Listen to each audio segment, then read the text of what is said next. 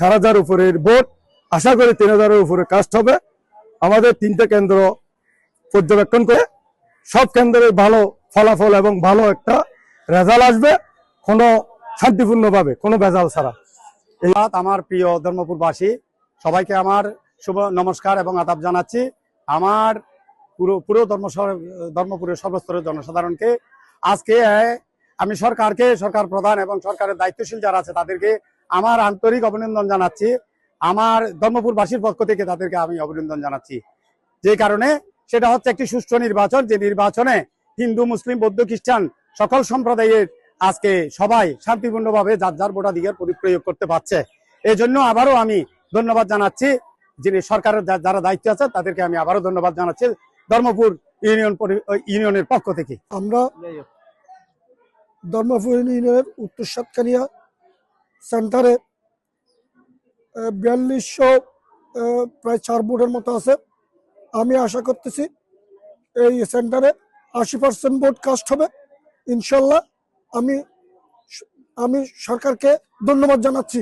সরকার যে ভোটের সুষ্ঠু এবং সুন্দরভাবে ভোট এখানে গ্রহণ করার জন্য একটা উদ্যোগ নিয়েছে, এই আমি সাধুবাদ জানাচ্ছি এবং সরকারকে অসংখ্য অসংখ্য ধন্যবাদ।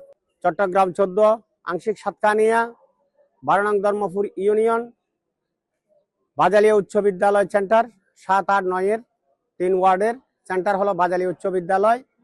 আমাদের এই যে 17 বছর পর আজকে উৎসব মুখর পরিবেশে যে আমরা ভোট দিতে পেরে ঈদের আনন্দের চেয়েও জনগণ বেশি আনন্দিত এবং হিন্দু সাম্প্রদায়িক ভাইয়েরা এমনভাবে যে ভোটের সারিবদ্ধভাবে ভোট দিয়ে নিজেদেরকে খুব আনন্দিত ও গর্বিত, আমাদের কাছে সেটাই ওরা উপস্থাপন করেছেন।